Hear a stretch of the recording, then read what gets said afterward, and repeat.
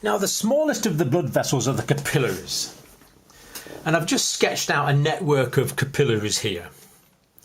So the blood is going to come into the capillary network via this arteriole here. So this is an arteriole, and the arteriole, of course, is bringing blood from the heart. So that's from the heart. So the arterial system is perfusing this arteriole.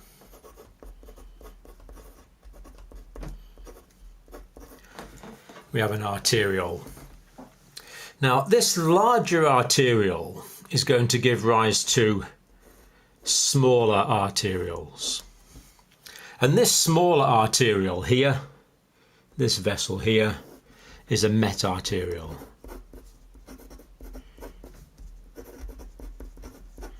The metarteriole. So we see the metarteriole going down here. And these are the capillary loops that are branching off from this metarteriole. Ultimately, when the blood has gone through the capillaries and down through the metarteriole, it's going to be collected into the venous system.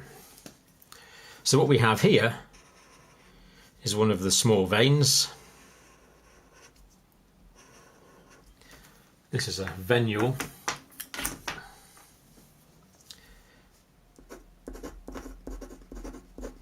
One of the small veins. And this is going to be draining the blood back to the heart.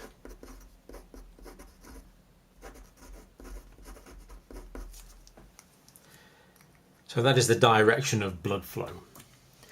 Now, the musculature here is quite important because the smooth muscle doesn't go all the way around normally. There's like bands of smooth muscle, so it's a bit like if that's the small vessel there, there's bands of muscle like my fingers going round about the vessel like this. And it's the same in the metarteriole.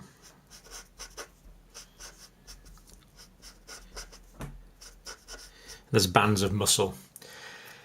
And these are important because they can contract and they can relax. This is important processes. There's vasodilation.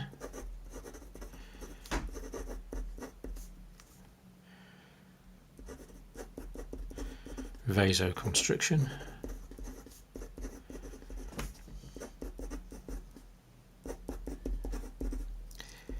So vasodilation is when they dilate.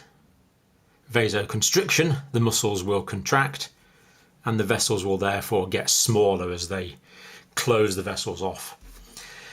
And also at the start of the arterial end here, we have sphincters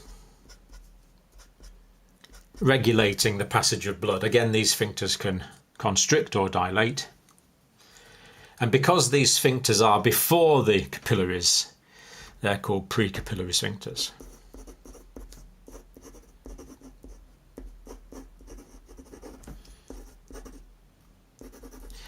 S-P-H-I-N-C.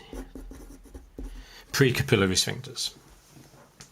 Again, controlling the amount of blood that flows through the capillaries. So these capillaries are actually very narrow vessels. The walls are only 1 cell thick. So if you look at the capillary walls, which we'll do so later on in more detail, but we see that the walls are only 1 cell thick.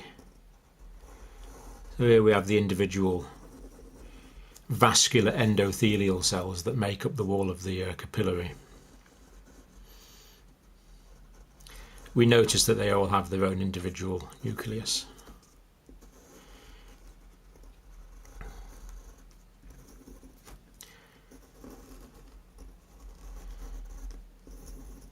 So that's all a capillary is. It's this tube of cells made up of individual vascular endothelial cells. So these are endothelial. cells. And of course they're vascular, because they're part of the vascular system. There's a basement membrane around about the outside of the capillary. But that's it, it's just a tube to let the blood go through, narrow tube. 5 to 10 micrometers in diameter. So about 5 to 10 micrometers. A micrometer being 1,000th of a millimeter. And the red blood cells themselves are about 7 micrometers in diameter, so sometimes they have to deform and squash to get through some of the smaller capillaries, in the kidney and the brain particularly. And the capillaries are about 0.2 to maybe 0.4 of a millimeter long, 2 to 400 micrometers in length. So we're on a very microscopic scale here. Now, what's going on? Well, the blood is going to be coming from the arteriole, and it's going to be flowing through these capillary networks.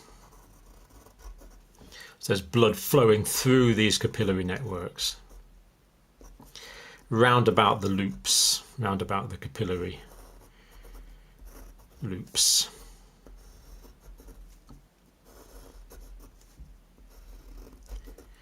And we notice that the blood is going into the capillaries from the metarteriole. At this part, this is the proximal part of the system. The proximal part. This bit lower down here is going to be the distal part.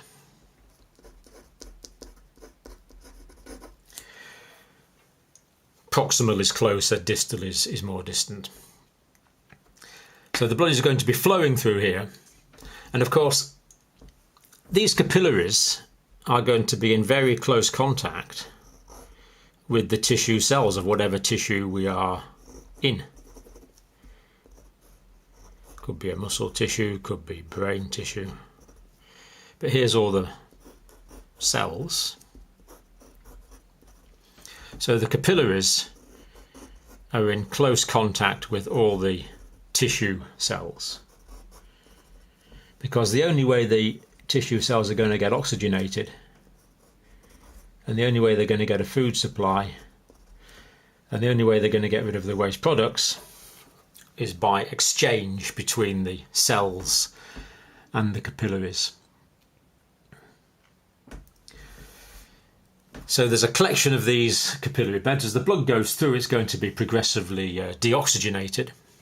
So some blood is going to go straight through here. Other blood will go around the capillary loops. Now, how much blood goes through the capillary loops is going to depend on the vasotone of the sphincters.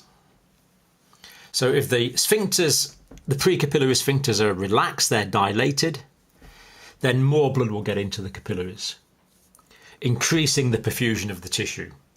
There's going to be a vasodilation. So if there's an increased metabolic demand,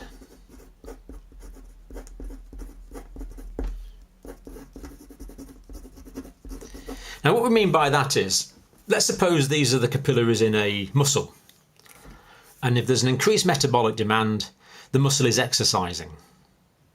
That's going to increase its requirement for oxygen. That's going to increase its requirements for glucose and other fuel substrates. That's going to increase the amount of waste products that are produced. So we need to supply more blood to the metabolically active tissue, and we need to remove more waste products. More glucose, more oxygen going to the muscle, carbon dioxide, nitrogen-based waste products perhaps leaving the muscle. So we need a bigger flow through of blood, therefore we'll get vasodilation, increasing the blood flow.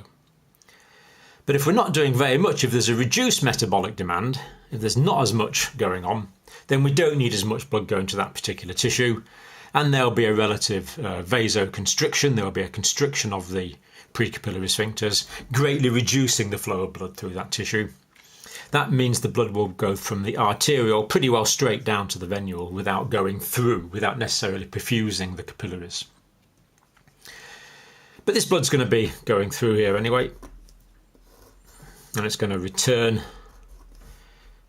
at the distal part of the capillary bed. We always draw this as dark blue, or a bit black in this case, but normally draw it as dark blue, because the blood is relatively deoxygenated. In practice, only 25% or so of the oxygen is given up to the tissues. So the blood returning to the venule is somewhat deoxygenated, but typically not very deoxygenated. That would depend on the workload. If the muscle was working harder, it would be taking more of the oxygen out of the blood. And that's then going to return to the heart. So we've kind of got a 180, the blood's going down there, that way, and then goes back again. So supplied via the arterial system, drained via the venous system. So the vasomotor tone is absolutely essential.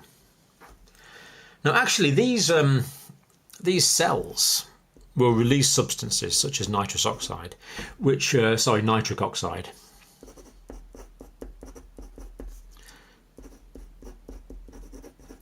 Nitric oxide. And nitric oxide is sometimes described as an endothelium-derived releasing factor, which is a bit of a mouthful. But what it means is the endothelial cells will release nitric oxide. And this nitric oxide will relax the precapillary sphincters, increasing blood flow. Other times, the vasotone can be controlled by the nervous system. So, for example, stimulation of the sympathetic nervous system will tend to, well, it depends where it is, but it will tend to dilate the precapillary sphincters in muscles, but it will tend to constrict the precapillary sphincters in areas such as the skin. So there's a lot of control mechanisms here going on, but what it means is that the tissues are receiving the oxygen they require when they require it, and they're getting rid of the waste products that they don't want when they need to get rid of those waste products. So there's billions of capillaries. And maybe you can see that what we've got here basically is a large surface area for communication between the blood and the cells. So there's going to be a large surface area with the body cells. And the capillaries are the exchange vessels. So the things that the cells want, like the oxygen, that are going to go from the capillaries to the cells. There's going to be this exchange, and the things we don't want, like the carbon dioxide, are going to be going back. This is possible because the walls are so thin. In thicker vessels, like the larger arterioles, the walls are thicker because they contain this smooth muscle, and the distances can be too great for exchange. So metabolic requirements are going to largely control the flow of blood. Also, for example, in the skin, if this was the surface of the skin we were talking about, it will be controlled by temperature. So when it's cold, there's going to be peripheral vasoconstriction, reducing the blood supply, so the surface of the skin will go cold. When it's warm, and we want the warm blood to go near the surface of the body to be cooled, these vessels are going to vasodilate, increasing the blood flow. So what we've got here is a capillary bed. I've got loads of capillary beds. You have as well. If you look at your fingernails, see they're nice and pink. Now if you press on your fingernails, they go white. Try it on yourself. See, that's gone white because the surface of the nail is pressing on those capillary beds. And then when I let go, the blood's coming back in, it's being reperfused. So a capillary bed, we normally say a capillary bed is fed by one metarteriole. Here's the metarteriole here. Supplying 10 to 100 capillaries. So that's a kind of a simplified capillary bed I've drawn there.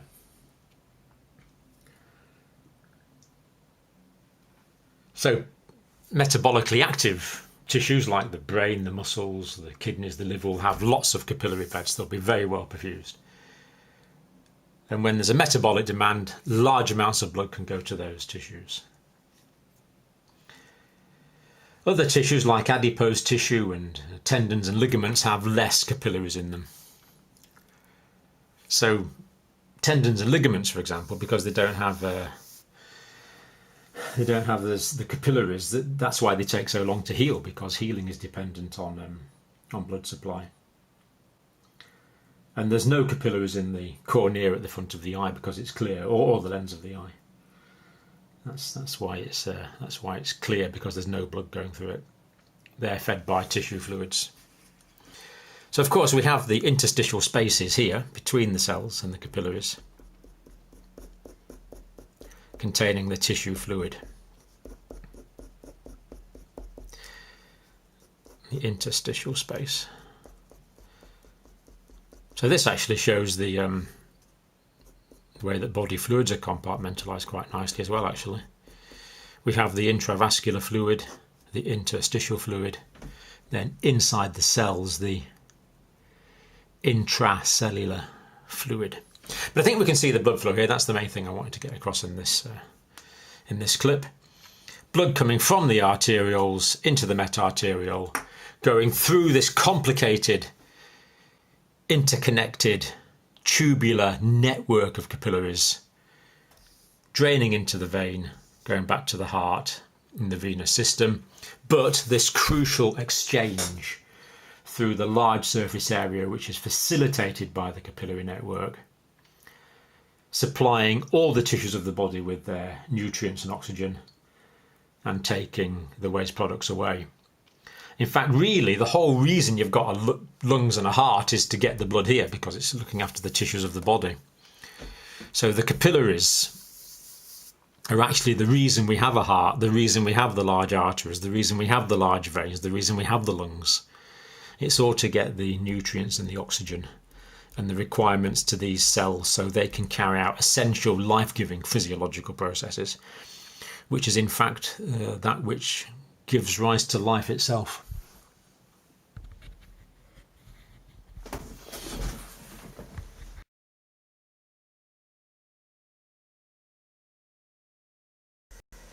Now, carrying on with the lesson on capillaries, we want to notice the different types of capillary. And basically there's only three types. There's the continuous capillary, or the continuous type of capillaries, the fenestrated capillaries, and the sinusoids. So first let's think about the continuous capillaries first of all.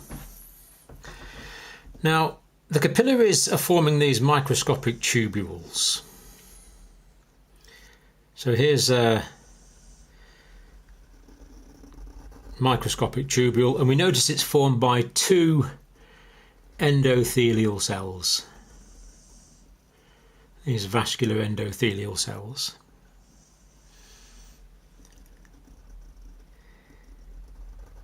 And these are cells, they've got a nucleus.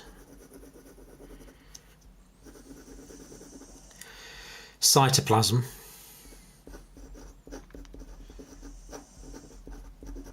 Cell membrane around the outside. The nucleus. They're vascular endothelial cells. And like many cells, they're surrounded by a basement membrane. So these cells sit on a basement membrane. Fine, thin layer. Very fine, very thin layer of connective tissue. The basement membrane.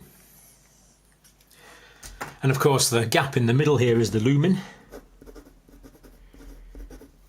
And the blood cells will pass in and out of the plane of this picture through the lumen.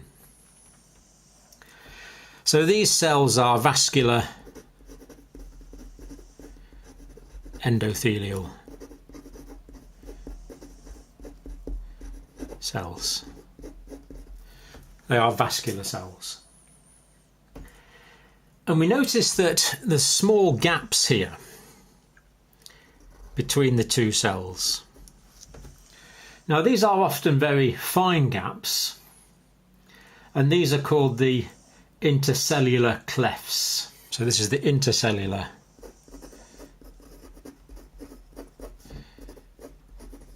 cleft. And likewise around the top here, the intercellular cleft. These are small gaps, and these are important as one of the mechanisms whereby material goes in and out of the capillary. So these sort of continuous capillaries, there's a continuous wall. So if we look at this from the inside, we look at the individual cells making this up, we would see that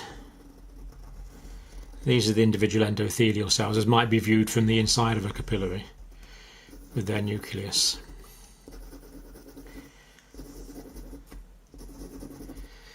These would be the intercellular clefts here,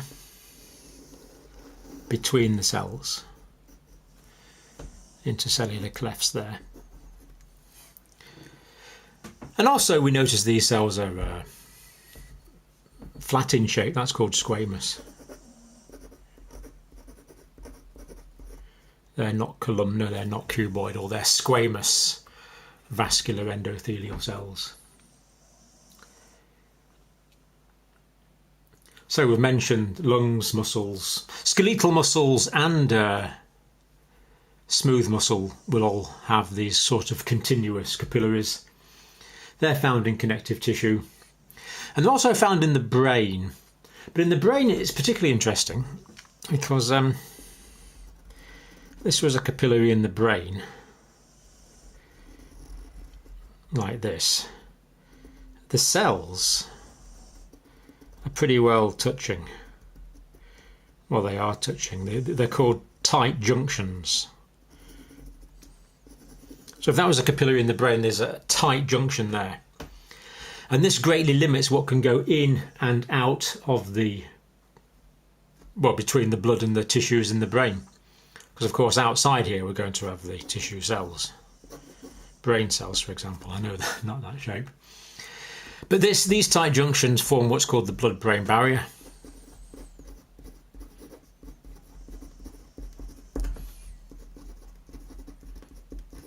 So the blood-brain barrier is formed by the tight nature of the junction between the individual vascular endothelial cells. So in most tissues there's going to be a small gap, whereas in the brain it's a tight junction. And that's important because we don't want toxins and nasty things going into poison the brain, because the brain is obviously quite essential. So that's the continuous sort of capillary. Now the next sort I want to talk about are the fenestrated type. Now if we start off with the sort of view you might get from inside the capillary with the fenestrated ones. Initially it looks much the same as the continuous type of capillary, with the intercellular clefts here. So they've still got these intercellular clefts, the small gaps. But fenestration is a word that actually means window. So there's small gaps here. You can normally only see these with an electron microscope, but with an electron microscope they're very clear. These small fenestrations. So if we're to look at this from the side, here's a capillary again with endothelial cells and the nucleus, the intercellular clefts. And again, surrounding it we have the basement membrane, that's the same. The cell sitting on the basement membrane. But what we have through these is holes through the cytoplasm. So these holes here are the fenestrations. Actually, I'm just going to darken these holes in like that so they're fairly obvious. So these are actually holes through the cytoplasm and membrane of the cell. These are the fenestrations. And these are important to, it increases the permeability. I mean, obviously if there's holes, there's increased permeability of the capillary. So we get more rapid molecular exchange. And we can also let larger molecules through. I mean, these fenestrations are, say, 70 to about 100 nanometers. So like 100 nanometers, that equals 0.1 of a micrometer. So they're on a very small scale. A micrometer is 1,000th of a millimeter, and a nanometer is 1,000th of a micrometer. So you can see the kind of scale these are on. They're on a very, very small scale. But the increased permeability, and they're used in tissues where there's a lot of molecular exchange, where a lot of material is going back or forth into and out of the capillary.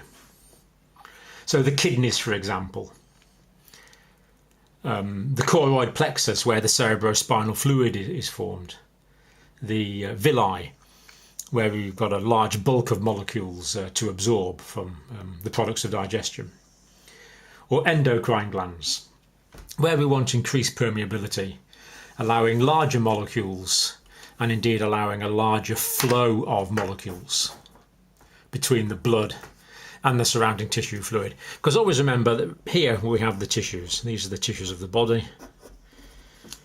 Not drawn to scale, but these are the cells surrounding the capillaries.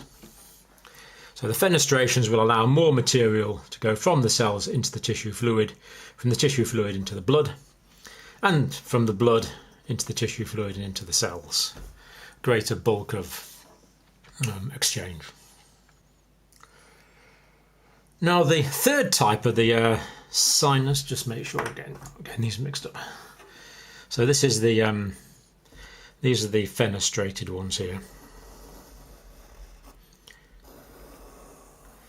A bit of the page is about the fenestrated capillaries. This bit is about the continuous capillaries. Over here.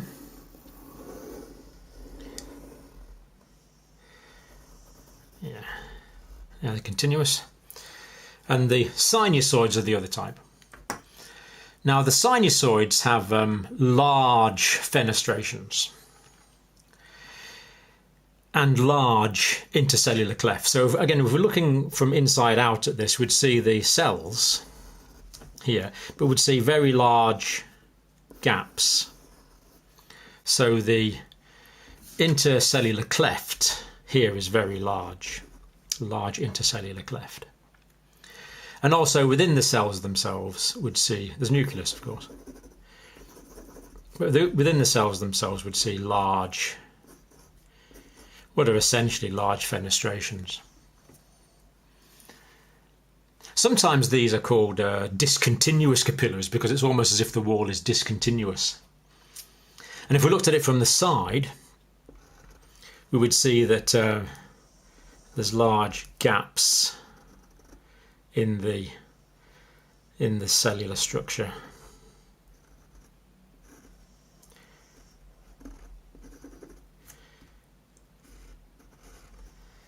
So large gaps in the cells.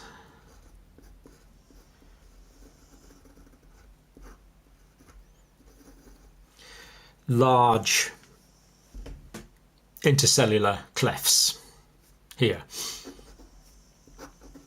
And as well as we've said, large sinusoidal fenestrations. So I think you can see here there's a lot of space for material to get into and out of the cell through the large intercellular clefts and also through the very large fenestrations. And the basement membrane in these tends to be incomplete as well. So these are designed to allow large exchange of material. So larger structures such as proteins can get in and out, and even red blood cells can get in and out some of these. For example, you get these in a red bone marrow.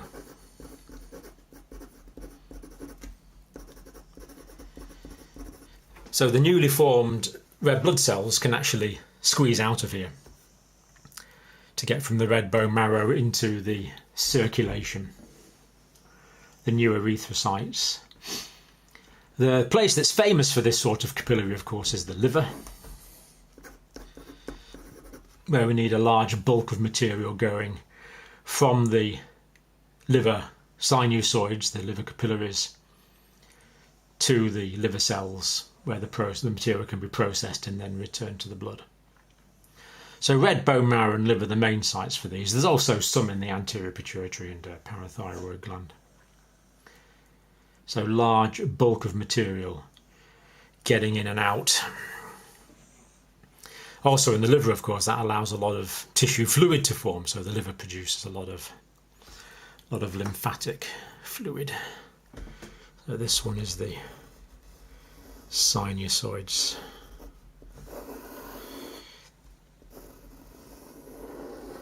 So capillaries, basically only 3 types, determined by the requirements of the tissue. So we have the continuous. These are continuous are by far the most common type, of course. Lungs, muscles, brain, connective tissues. The fenestrated capillaries, kidneys, choroplexus, villi, endocrine glands, where we need more material to be exchanged more quickly and larger molecular size of material. And then when we need positively huge amounts of material to go back and forward between the blood and the tissue, here will be the tissue spaces here, this is the tissue cells. When we need very large amounts of material, we have these sinusoidal capillaries, such as the liver and the red bone marrow. So the capillaries are specific to the requirements of the tissue. The capillaries are there to serve the tissue, but always bringing in the oxygen, bringing in the nutrients, bringing in the things that need the biochemical processing and the hepatocytes, removing the waste products, removing the carbon dioxide, removing the excess nitrogen, and facilitating the microcirculation.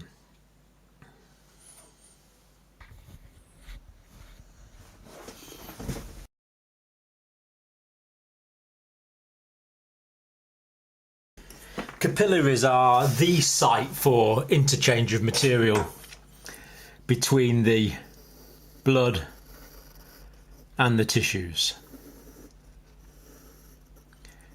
And we know that the capillary is made up of this tube of vascular endothelial cells.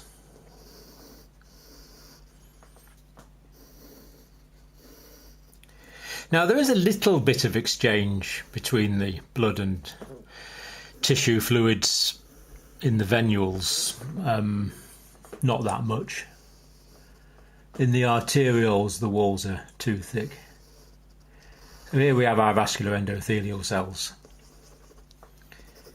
individual nucleated squamous cells. So there we have a capillary. Now the first method of interchange between the blood and the tissue fluid is simply diffusion.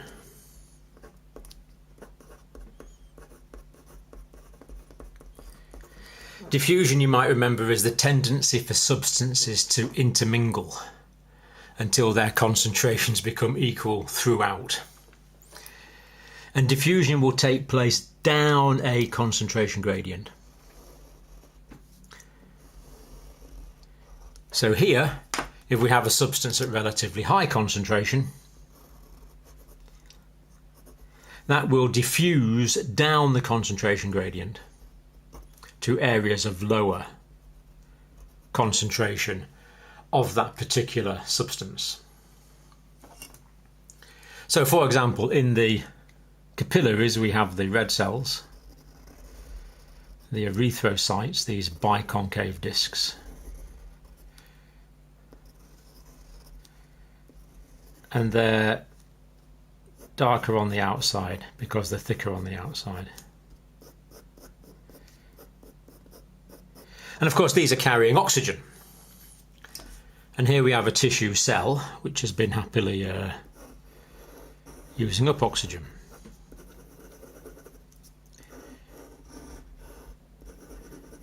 So as these cells use up the oxygen, the concentration of oxygen in these cells goes down. But the concentration here is relatively high. So there's simple diffusion of the oxygen. First into the tissue fluid.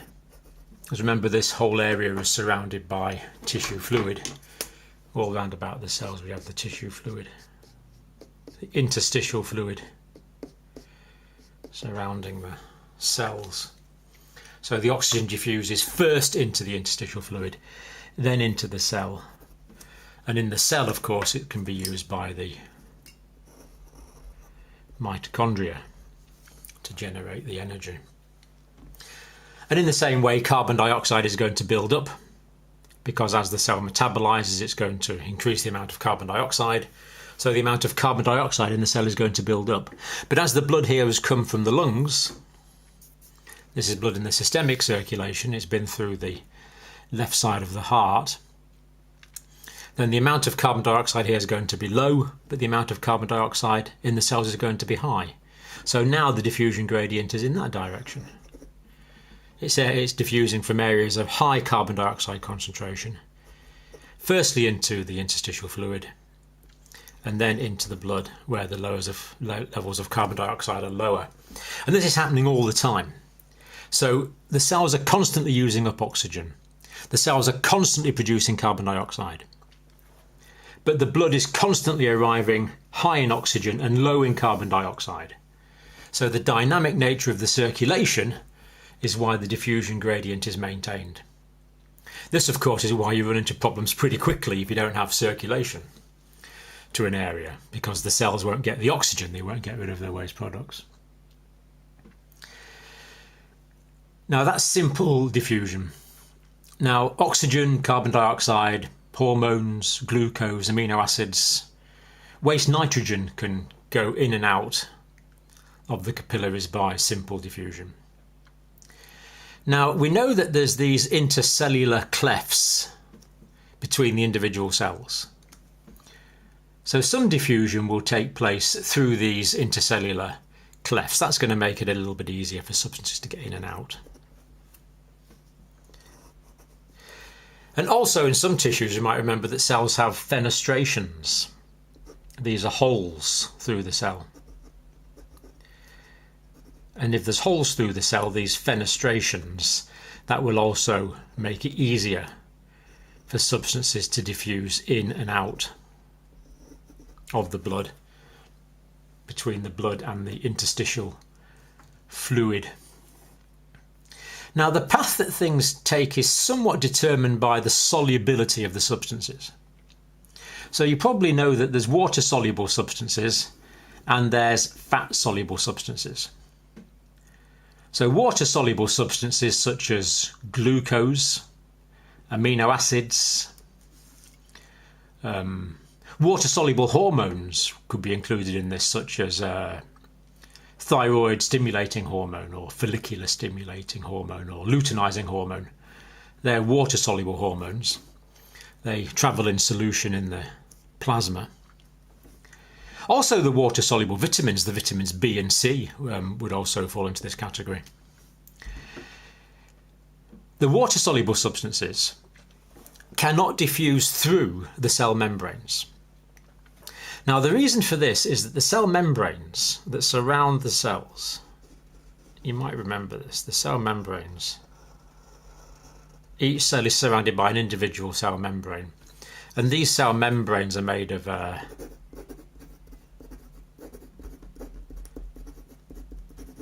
phospholipids. So if a water-soluble substance comes up against a fatty membrane,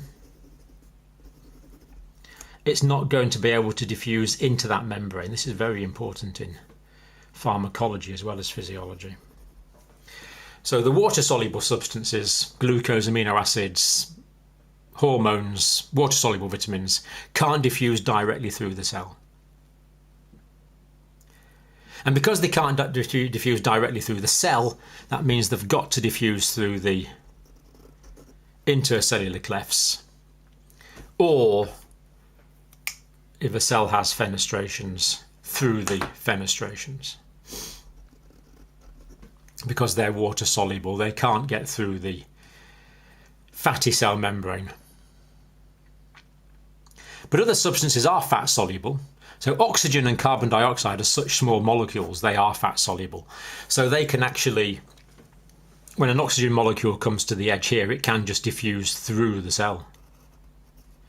Likewise, a carbon dioxide molecule can simply diffuse through the cell because they're small and they will dissolve into fatty tissues. Steroid hormones diffuse through the cell membranes directly. So cortisol, estrogen, testosterone, T3 thyroid hormone are fat soluble hormones. They can also diffuse straight through because they're fat soluble. And the fat soluble vitamins. Remember A, D, E and K are the fat soluble vitamins. They can just diffuse straight through as well. Whereas the water soluble ones have to go through the gaps or fenestrations. In the sinusoids, the intercellular clefts and the fenestrations are much larger, so proteins and red cells can get in and out. But generally, the gaps in the capillary are too small for proteins to be able to get out in the continuous systemic type of capillaries. But more of that on proteins later on. So that's the first mechanism, simple diffusion. The second is transcytosis.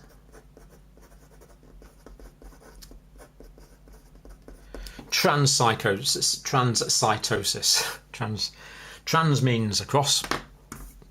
The Trans-Siberian Railway, where does that go? Cross Siberia.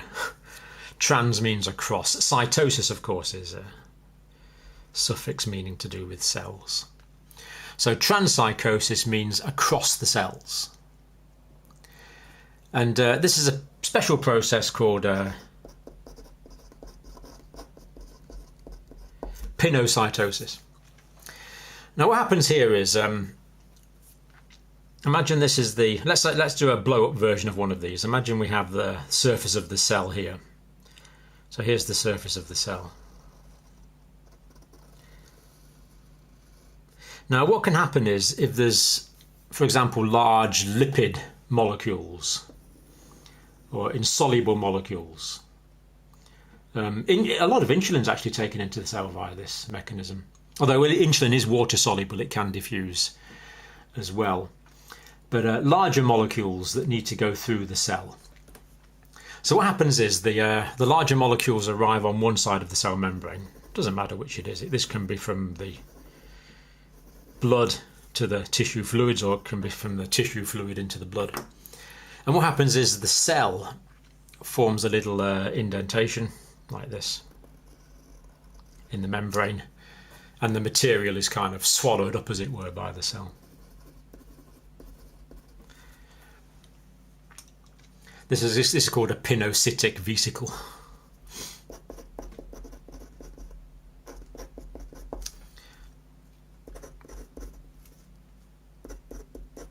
Now, a vesicle is a fluid-filled space in the cell.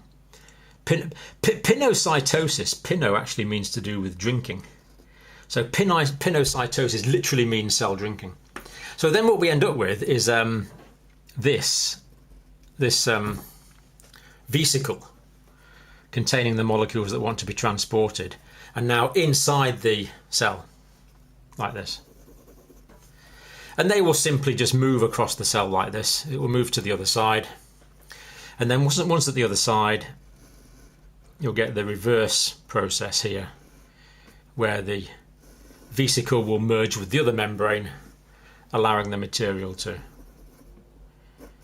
get out. So this process where it's taken in on this side, this is called endocytosis. Taking into the cell, endo means in, endocytosis. And this one, it comes out, is called exocytosis.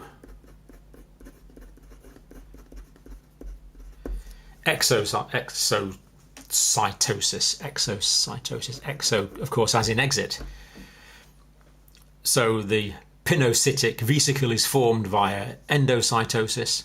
It moves across the cell and it goes on to the other side by exocytosis. So we've mentioned insulin, we've mentioned large lipid insoluble molecules. You see, if there's lipid soluble molecules here, the lipid soluble molecules can actually just diffuse through the phospholipid cell membrane on both sides. The phospholipid cell membrane around about the cell is not acting as a barrier because the lipid soluble material can diffuse into that.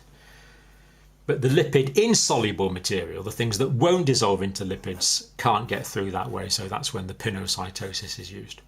It's not used a lot. Think of another example. Antibodies and some proteins, for example, go from the maternal into the fetal circulation via this process. So this could be an antibody in the mum's circulation, an immunoglobulin to protect against infection, and we want that to go from the maternal circulation into the fetal circulation.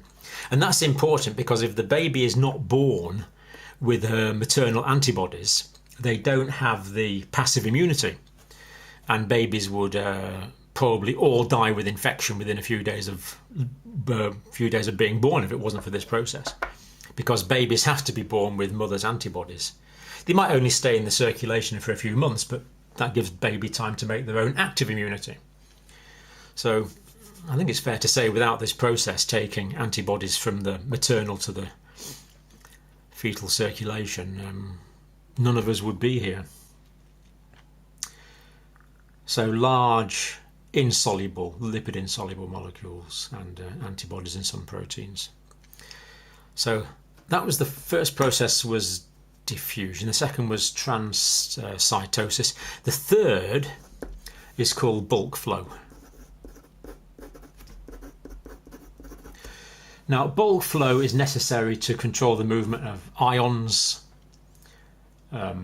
different molecules, particles in a fluid. And this is what regulates the relative volumes of fluid in the intravascular compartment, in the blood, and in the interstitial compartment between the cells. So we need this regulation of material. We need the regulation of the concentration of proteins and the regulation of the amounts of water. We don't want the blood to become fluid overloaded and the interstitial fluid to become dehydrated. We need this balance. And this is facilitated by bulk flow. And there's two processes here. There's filtration and there's reabsorption.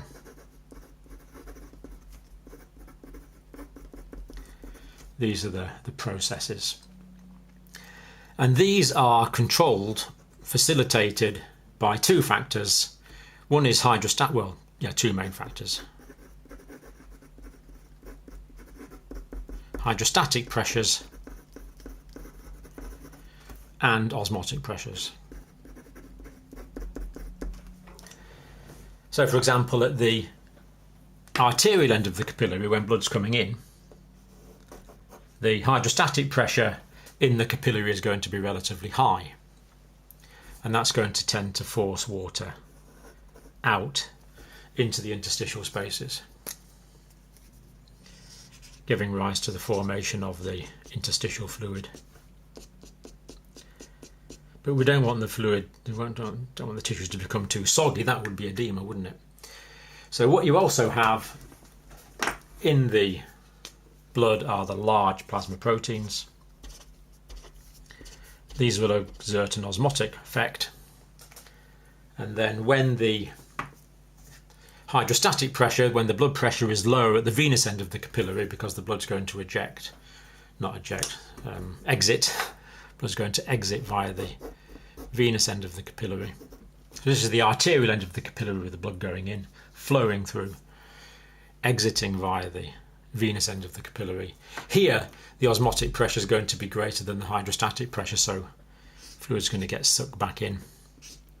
So it's the balance between the hydrostatic and the osmotic. But I'm going to give you figures on this in the next clip, because we do need to do that in a bit more detail, because it's a very important process. But what I think you can see it means is that tissue fluid is going to be formed at the arterial end, flow over the cells, keep the tissue fluid nice and fresh, be reabsorbed. So we have another aspect of circulation. So all this circulation through the capillary is microcirculation.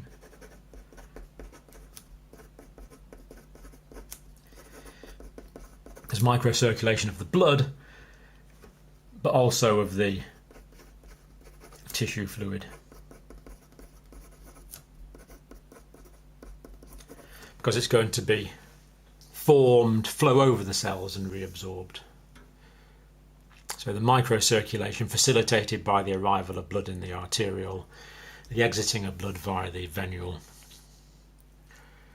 And it's these three processes, the diffusion, the transcytosis and the bulk flow, that maintain the viability of all body cells. They all depend on this vital physiology of the capillary, which is often overlooked in a lot of texts and courses, but it's absolutely vital to maintain the integrity of our tissues, maintaining the integrity of these cells, allowing the cells to maintain the integrity of the tissues, and the tissues, the organs, and the whole functioning of the body. Because life actually operates at the cellular level. It's the viability of the individual living cells. These cells that possess this amazing phenomena called life, all acting together to generate our lives.